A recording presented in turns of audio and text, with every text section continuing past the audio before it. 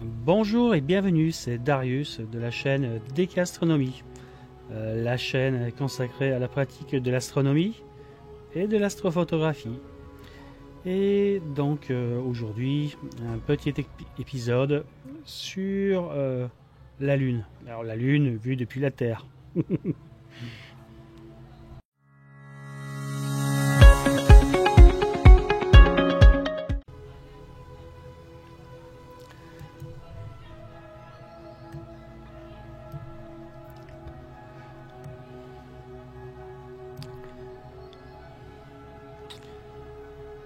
Donc, pour cet épisode, ce qu'on va faire, c'est une petite balade sur ce qu'on appelle le terminateur. Le terminateur, c'est la zone qui sépare la partie éclairée de la Lune de la partie qui est plongée dans la nuit.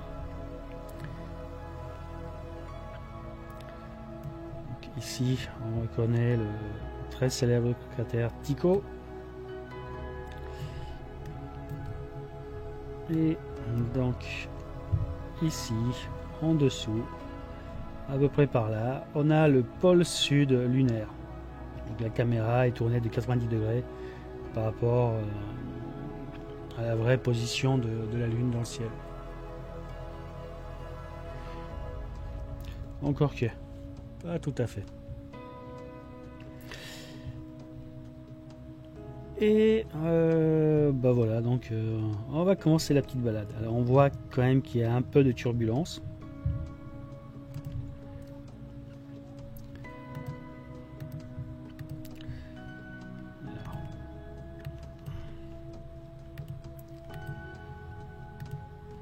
Voilà, pour faire forcer un peu moins le flux vidéo.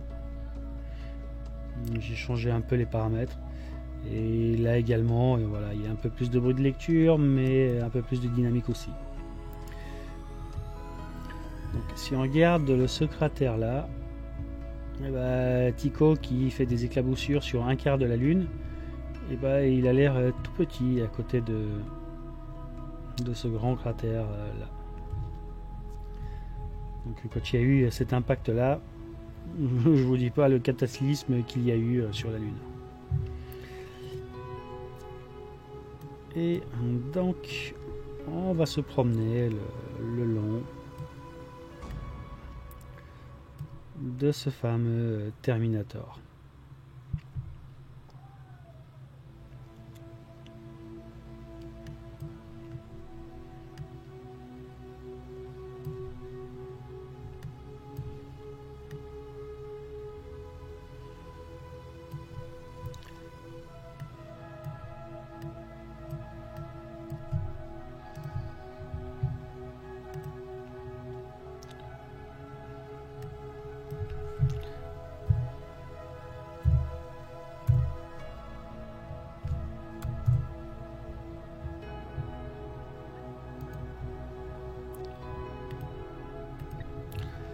Voilà, donc là c'est une zone qui est vraiment dans l'obscurité. Donc j'ai modifié un petit peu les paramètres. Et on va poursuivre la balade.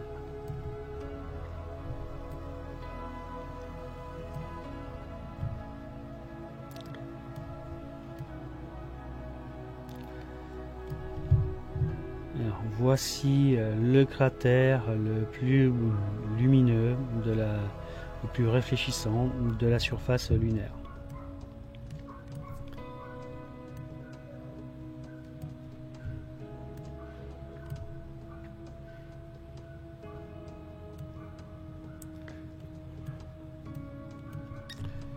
Là, ce petit cratère qui remplit tout le capteur, c'est le cratère Copernicus. Alors là évidemment, vu qu'il est éclairé directement, voilà, il y a très peu de contraste. Donc en fait la balade sur la surface de la Lune elle n'est pas vraiment intéressante. Et c'est pour ça qu'on se concentre en général toujours de la partie la plus facile d'accès, à savoir le terminator. Donc cette ligne là entre la partie qui est exposée en plein jour et la partie qui est dans l'ombre où il fait nuit. Ce qui est intéressant, c'est par exemple ici on voit des détails assez fins, comme par exemple cette espèce de vallée. Donc c'est probablement un tunnel de lave qui s'est effondré.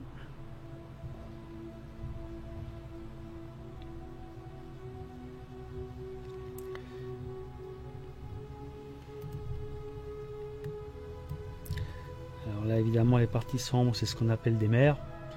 Et sur la Lune, il n'y a pas d'eau à l'état liquide. Alors, je précise bien qu'il n'y a pas d'eau à l'état liquide parce que il semblerait qu'il y ait des traces d'eau cachées justement au pôle sud de la Lune, au fond de certains cratères qui sont jamais exposés à la lumière du jour, enfin du soleil.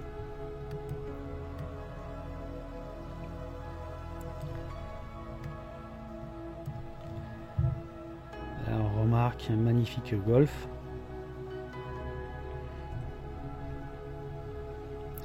Ici on a une mer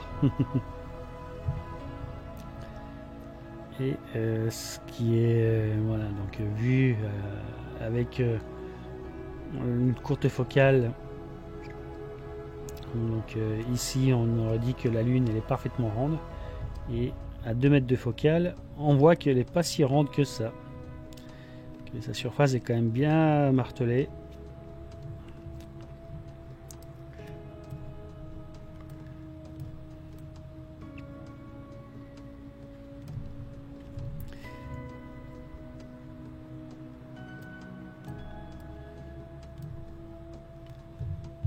Donc là on devine qu'il y avait un premier gros cratère qui a été rempli par la lave, puis après il y a eu toute une série d'autres petits impacts.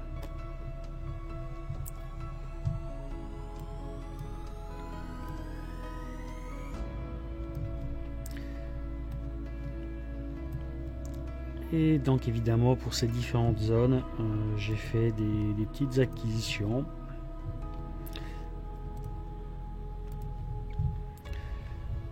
Voilà, donc des petites vidéos de 4 Go quand même chacune. Et du coup je vais pouvoir les traiter pour montrer le genre d'image qu'on peut faire avec la Lune telle qu'aujourd'hui. Alors une Lune telle qu'aujourd'hui, c'est-à-dire hop, là je clique sur l'onglet à propos et on voit que la Lune elle est pleine à 92%. Évidemment quand c'est la pleine Lune c'est 1 ou 100% quoi. Au passage, on remarque qu'elle est très proche de la Terre, puisque en fait, sa distance entre elle et nous n'est pas constante. Il y a des cycles où elle se rapproche et où elle s'éloigne, vue depuis la Terre. Et donc voilà, parfois elle est à plus de 400 000 km, et là on voit qu'elle est à seulement 360 000 km. 361 si on a arrondi correctement. Donc on a aujourd'hui pratiquement une méga lune.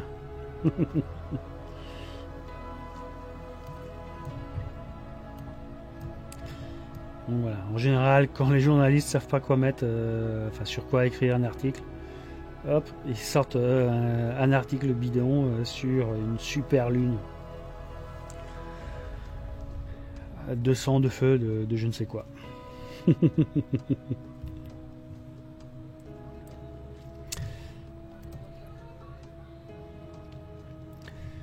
Passage, on voit que plus elle grimpe dans le ciel et plus l'image s'améliore.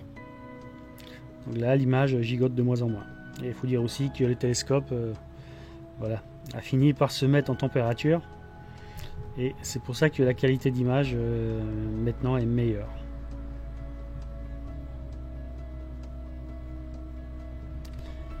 Et là, on n'est pas à 100%. Voilà, là, on est à 100%. Comme on peut voir, il y a quand même des détails très sympas.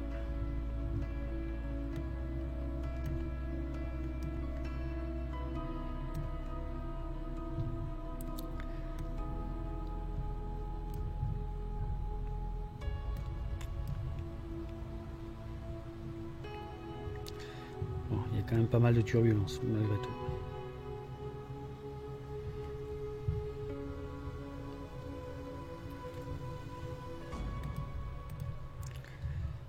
Et donc l'histoire que vous voyez, que la Lune est quand même bien pleine, enfin bien pleine, pas encore.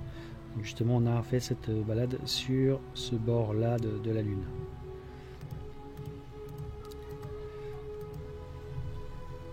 Et donc on avait commencé au sud de Tycho. Donc Tycho, c'est ce cratère-là.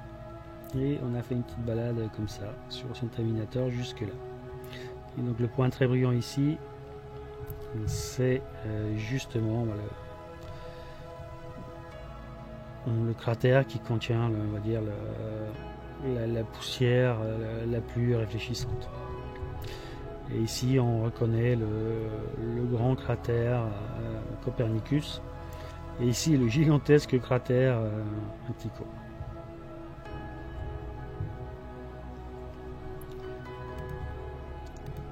Et donc là pareil, si je me mets à 100%, voilà,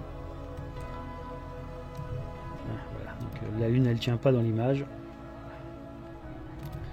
Allez, à 75%, donc ça c'est la vue depuis la lunette guide.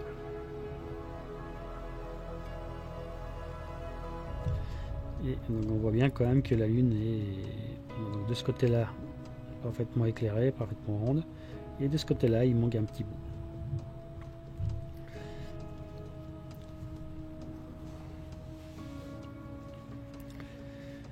Et donc il ne reste plus qu'à passer au traitement des images.